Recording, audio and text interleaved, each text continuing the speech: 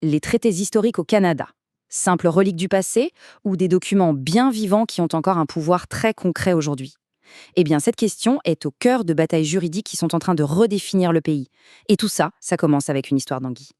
Tout commence de façon presque banale. On est en août 1993 et Donald Marshall Jr., un homme Mi'kmaq, se fait arrêter. À première vue, c'est un incident mineur, une simple infraction au règlement sur la pêche. Son crime, avoir pêché des anguilles hors saison et les avoir vendues pour un peu plus de 700 $. D'après la loi, c'est illégal, bien sûr. Mais pour Donald Marshall Jr., son geste reposait sur un droit bien plus ancien que n'importe quel règlement de pêche moderne.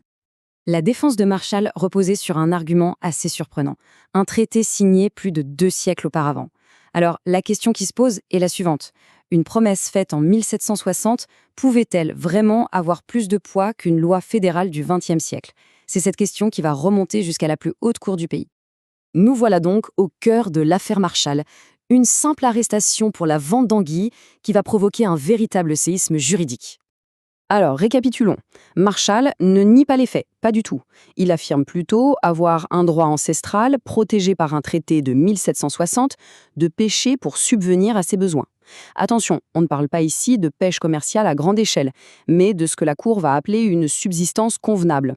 En gros, de quoi vivre décemment sans pour autant devenir riche. C'est ce concept qui va devenir le pivot de toute l'affaire. Très vite, l'affaire Marshall a dépassé la simple question des anguilles. Elle a forcé les tribunaux à se pencher sur des principes juridiques vraiment fondamentaux, ceux qui encadrent la relation entre le Canada et les peuples autochtones. Le fondement de tout ça, c'est l'article 35 de la Constitution. Introduit en 1982, il agit comme une sorte de bouclier.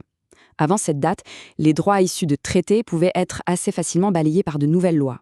Mais après 1982, ces droits sont gravés dans le marbre de la loi la plus importante du pays, ce qui leur donne un poids complètement différent. Pour qu'interpréter ces droits, la Cour s'appuie sur un principe absolument essentiel, l'honneur de la couronne. Et ce n'est pas juste une question de politesse, là c'est une véritable obligation légale. Ça signifie que l'État doit tenir ses promesses et agir de bonne foi. Il ne peut pas simplement chercher des failles dans un traité pour s'en défaire. Concrètement, ça veut dire que les tribunaux ne peuvent pas lire un traité comme un simple contrat d'affaires. Non, ils doivent l'interpréter de manière généreuse. S'il y a un doute, une ambiguïté, elle doit bénéficier aux peuples autochtones. Et surtout, les droits ne sont pas figés dans le passé. Le droit de commercer pour des biens nécessaires en 1760 doit avoir un sens aujourd'hui, à notre époque. C'est en appliquant tous ces principes que la Cour suprême a finalement rendu son verdict. Le traité de 1760 protégeait bel et bien le droit de Donald Marshall Jr. de pêcher et de vendre son poisson pour s'assurer une subsistance convenable. Il a donc été acquitté. Une promesse, vieille de 250 ans, venait de libérer un homme. Mais l'affaire Marshall n'est pas un cas isolé, loin de là. Elle s'inscrit dans une très longue histoire où les promesses des traités ont bien souvent été oubliées. L'affaire Restoule en est un autre exemple frappant. Prenons l'affaire Restoule. Les traités Robinson, signés en 1850, contenaient une promesse très claire. Les paiements annuels aux signataires augmenteraient à mesure que la richesse tirée des terres augmenterait. Logique. Pourtant, pendant plus de 150 ans, ce paiement est resté gelé, à 4 $ par personne. Ce n'est qu'en 2021 que la Cour suprême a finalement statué que oui, la couronne avait bel et bien rompu sa promesse. Les mots du juge Jamal dans ses décisions sont puissants. Il ne parle pas d'une simple erreur ou d'un oubli. Il parle d'une tendance persistante à l'indifférence de la part de la couronne. C'est une critique cinglante qui reconnaît un manquement systématique à l'honneur de l'État pendant des décennies et des décennies. Mais alors, pourquoi ces conflits sur les traités persistent-ils? Pour le comprendre, il faut remonter à la source du problème, la collision entre deux visions du monde, deux manières complètement différentes de concevoir la terre, le droit et la responsabilité. D'un côté, on a la vision coloniale. La terre est une propriété, une ressource à posséder, à exploiter.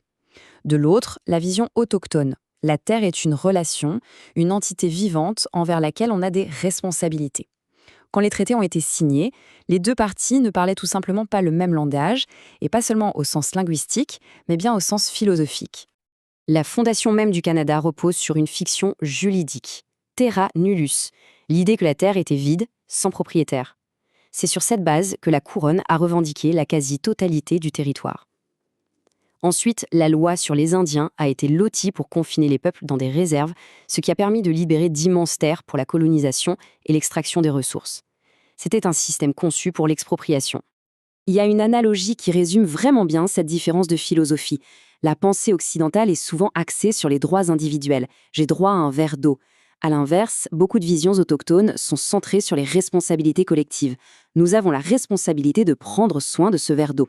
C'est un changement de perspective complet. Bon, alors, avec ces décisions de justice et ce lourd passé, où va-t-on maintenant? Comment est-ce qu'on peut avancer vers la réconciliation? Il faut savoir qu'il y a en gros deux types de traités. D'abord, les traités historiques, comme celui de l'affaire Marshall, qui sont souvent courts, parfois un peu vagues. Et puis, depuis les années 1970, le Canada négocie des traités modernes. Ceux-là sont des documents extrêmement longs et détaillés qui abordent l'autonomie gouvernementale, la gestion des ressources, bref, ils offrent une voie beaucoup plus claire pour l'avenir. Et ce qui est intéressant, c'est que même les tribunaux l'admettent, leur rôle a des limites. Dans l'affaire Restoul, la Cour n'a pas fixé elle-même un nouveau montant pour la nuitée. Non, elle a renvoyé les parties à la table de négociation. Le message est clair. La justice peut clarifier les droits, mais seule la négociation de bonne foi peut véritablement réparer la relation. Au final, des décisions comme Marshall et Restoul ont été de véritables électrochocs. Elles ont forcé le Canada à prendre au sérieux des promesses qui avaient été ignorées pendant des générations. Elles ont, en quelque sorte, préparé le terrain. Mais un jugement ne peut pas, à lui seul, construire la confiance. Les décisions de justice sont une fondation nécessaire, c'est certain, mais le vrai travail de reconstruction, lui, doit se faire en dehors des salles d'audience, à travers le respect et le dialogue. Et c'est la question qui demeure. À l'origine, les traités étaient censés être des accords pour vivre ensemble, en partenariat. Le défi aujourd'hui, ce n'est pas seulement d'interpréter le passé, mais de décider comment on va honorer l'esprit de ces promesses, comment réparer une relation brisée depuis des siècles. La question reste ouverte.